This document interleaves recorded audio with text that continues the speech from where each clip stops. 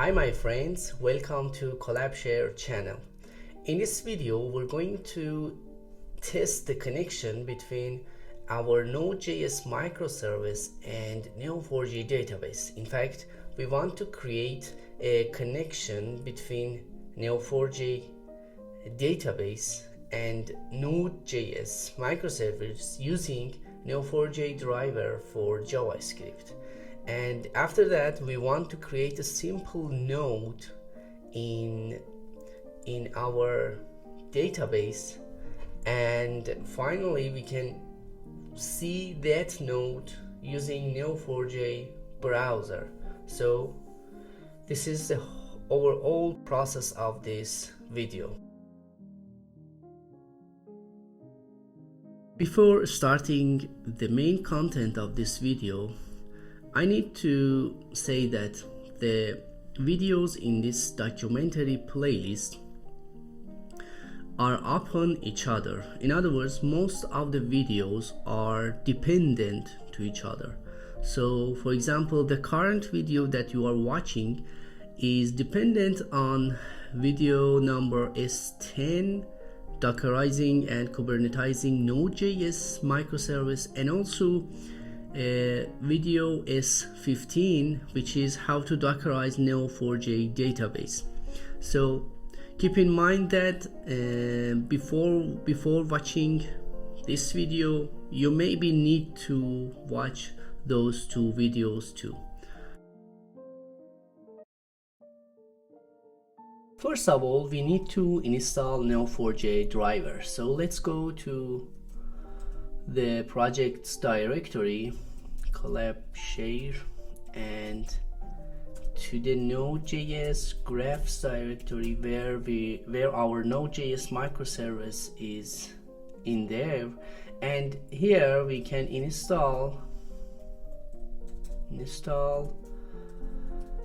Neo4j driver. This is the driver, the official driver for Neo4j for Node.js. Now that it is installed, let's open this project using Visual Studio Code and start implementing the test.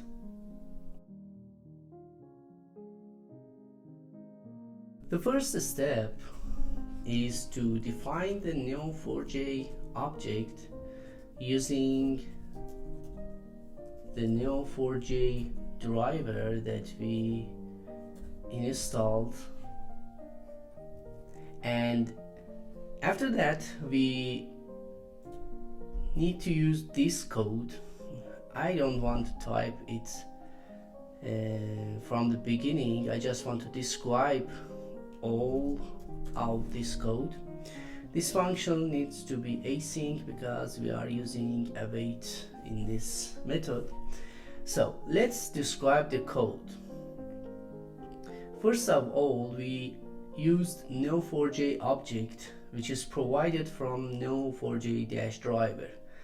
The Neo4j object has a driver method. We used this driver method to create a connection to the database. So we define a connection string in this method, and after that, after defining the connection, we check the connectivity of that connection using verify connectivity method. And now that everything is okay, is working perfectly, we use that driver to create a session. Inside this session, using this session, we can execute write command, read command, or any other queries for the database. And as we want to create a node in our Node.js Neo4j database, we use execute write method with this cipher statement, which actually goes to create a collaborator with collaborator ID as random, with the email provided here, the passport, and the name provided here. So we have, after executing this query, this cipher query, we have a node with the name of anyone in our Neo4j database. And finally, we just read that record from database the result, and using the properties of that node, we just console.log all those properties. And after completing those tasks, we need to close the session and our previous code. So this is whole the task that this method will do. I would like to mention some important points about the driver object of the Neo4j. And it is that this driver object is thread safe and also application wide fixture. So you need to define it once and use it wherever you want. So, and this is an important point to keep in mind. And also this driver is topology independent. In other words, you can use it in Neo4j clusters or a single Neo4j database systems. And now that we have defined everything, we are ready to connect to the database. But before that, we also need to define these 4 parameters: Neo4j service, Neo4j port, user, and password. And we read these parameters from the environment variable of our Node.js microservice. So we define Neo4j service, port, user, and password in our environment variables. And as you know, to define environment variables, we need to edit config map and also secret.yaml files to add those required credentials to our microservice. So let's define first the Neo4j service and port variables, which is this one. And as you remember, the Minikube cluster uses service name to discover the pods and services. So this is the service name for the database that we have defined in the previous video, in S16 video. And after that, we also need to define the credentials for connecting to our database, which is these credentials. Let's clear this statement and just paste this. We use Neo4j and this password to connect to the database. Now that we have everything defined and everything seems perfect, we are ready to test the connection and see the results. As we have installed a new package in our Node.js environment, we need to create the Docker image from the beginning. So we use docker build-t Collabshare graphs to create our graphs image. And also we need to push this image to the Docker Hub, Collabshare graphs. We need to use this image in our Kubernetes cluster. So okay, now we are ready to launch our Minikube clusters. Now let's do.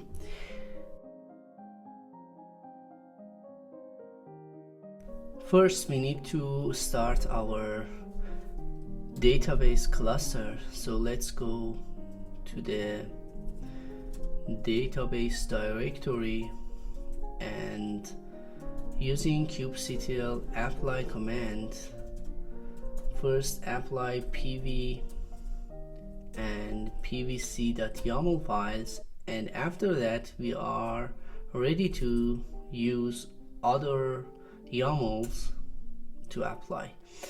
Now let's check if our database is up and running. We have a graphs service that is pending.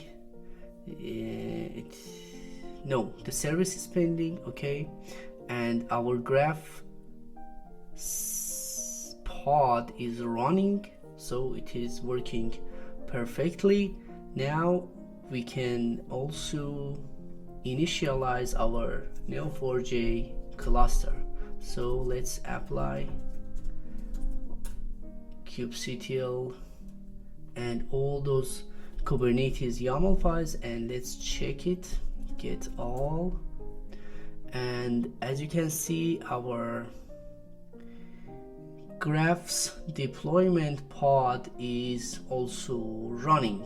So let's copy this, the name of the pod, and using the kubectl logs-f command, we can see the logs of our service. As you can see, our Node.js service is running, and it is currently listening on port 3000.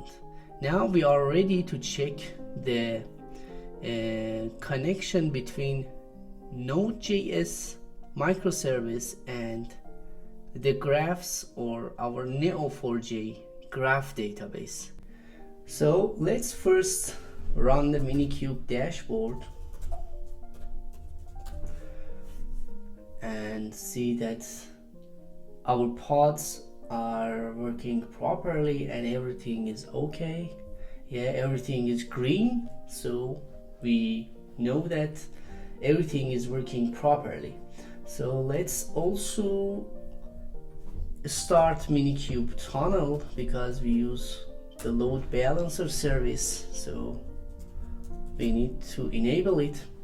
And also we use the ingress for our services. Now let's check the database first. Graphs, Neo4j graphs ingress, and I believe the service of this Neo4j is, yeah, this is the browser of Neo4j.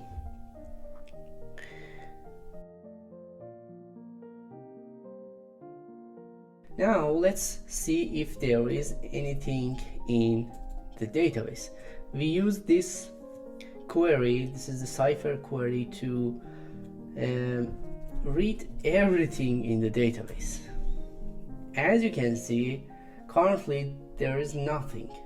So let's go to our graphs ingress and start our Neo4j Node.js service, and let's also see the logs. Okay, as you can see, and by going to this route, to the main route, we connected successfully to the Neo4j database, and these are the console.log commands output. We have created anyone, a collaborator with the name of anyone in our database, and this is all the properties of that node. Now let's check the node again using match n return n. This is the cipher query for returning all the nodes in the database. And now, as you can see, we have a node in our Neo4j database. If you need to know more about Neo4j, you can go to graphacademy.neo4j.com and you can find various courses here, from fundamental and basics of Neo4j and Cypher to advanced courses for different career and road path. Cypher data scientists courses, these are the application of Neo4j for data science. And also, if you are a developer, you can use these courses, for example building Neo4j applications with Python or TypeScript or Node.js, and these are extremely helpful and you can learn a lot from these courses. And the important point is that these courses are free, and after completion you will receive a Neo4j certificate. And that's all for this session, and beginning from the next video we are going to implement the registration process in our platform. Until the next session, be careful and happy.